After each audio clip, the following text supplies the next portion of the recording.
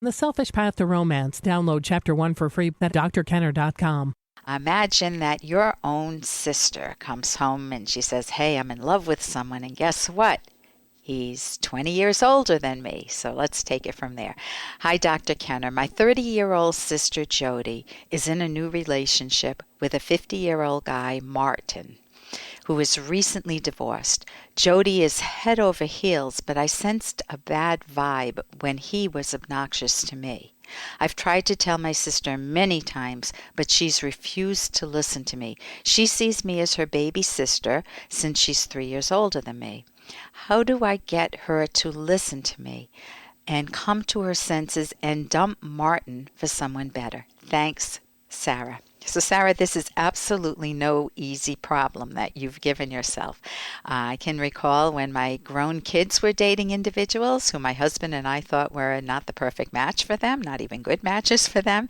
And even with all my skills and experience, I knew that my kids had to see the problem firsthand, and that also they didn't want mom or dad to tell them that they were making a bad choice. And it was very hard for me to stay quiet. What I think I did well, and what my hubby did well, was that we were very good listeners rather than advice giving. We didn't pour advice on them. Now, that's not saying we didn't slip up at times, but for the most part, they were able to let down their hair and share the difficulties that they saw firsthand in their partners and come to their own conclusions. So we were a sounding board for them. So eventually they did leave the partners of their own accord, and they didn't feel that I or my hubby challenged their choice making or their autonomy, their independence. And both of them ended up choosing very lovely partners down the road. Now, I want to add something in here. Our listening wasn't just passive listening where you go, I see. That's very good. I mean, I'd love to have a good listener who will indicate that they're tracking and they're listening to what I'm saying and making eye contact. Another part of listening is active listening, where you ask a gentle, guiding question that will help them explore, maybe even privately, the facts of their relationship. So partly, take the pressure off yourself. You don't have to shake up your sister Jody, okay, this guy you're dating is divorced, he's 20 years older than you, that's going to be nuts. What are you thinking? That's not going to work. This requires that you reach her mind. So how do you reach her mind? If you go the other route and you try to force her to change her mind, you may not stop her relationship with this older guy, Martin, but you're definitely going to put your relationship with her on the chopping block. So how do you reach her mind? You need to get rid of what are called yes buts. Yes, I know you love him, but he's a jerk. Did you hear what he did to me? That's not going to work, because she's going to say, that's just my sister Sarah, she's just jealous of me, or she doesn't understand, and she'll just dismiss you out of hand. So sometimes a sibling or a parent is not the best person to get this information from.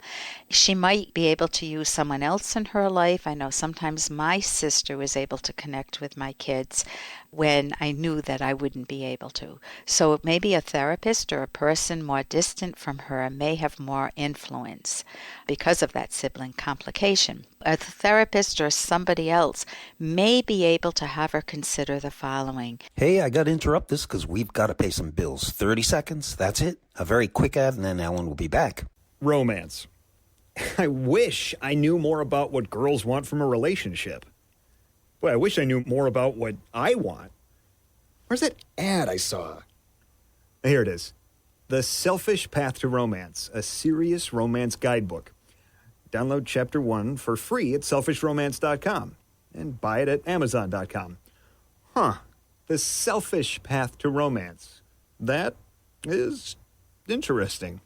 A therapist or somebody else may be able to have her consider the following. Jody, I'm wondering if you've thought about the rebound effect. Martin's just gotten out of a divorce, and men are often more comfortable jumping into a new relationship quickly.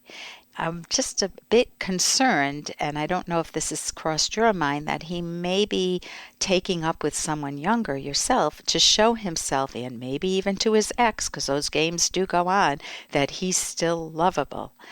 Another thing that a therapist or another person that isn't a sibling could bring up to her is, have you asked yourself, why did he get divorced? Do you know the details or just his side of the story?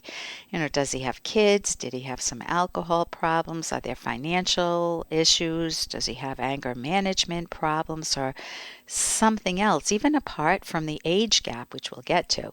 And what is his relationship with his ex? Is that going to be a thorn in your side? Or will it be hunky-dory? Rarely is.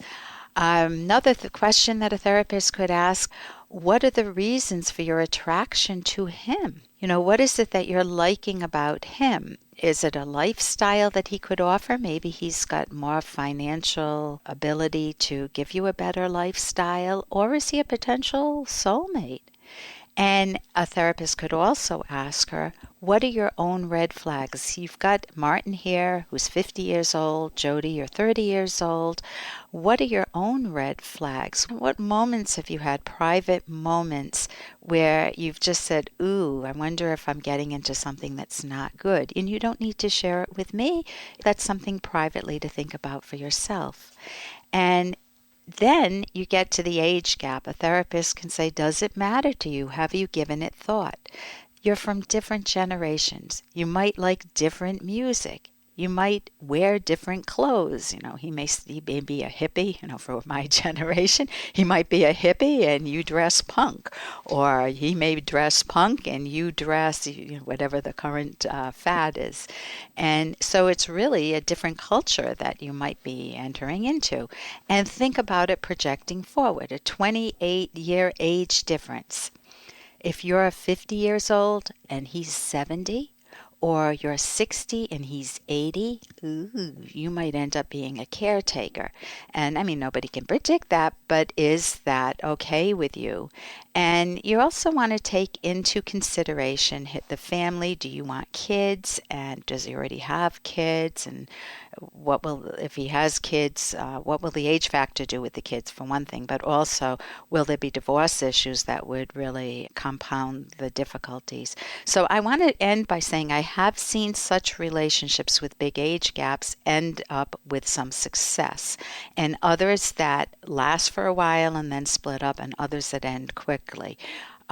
You want to be very good for yourself. And I highly recommend our book, the book I wrote with Dr. Ed Locke, The Selfish Path to Romance, How to Love with Passion and Reason. You can get the first chapter one for free at drkenner.com, drkenner.com.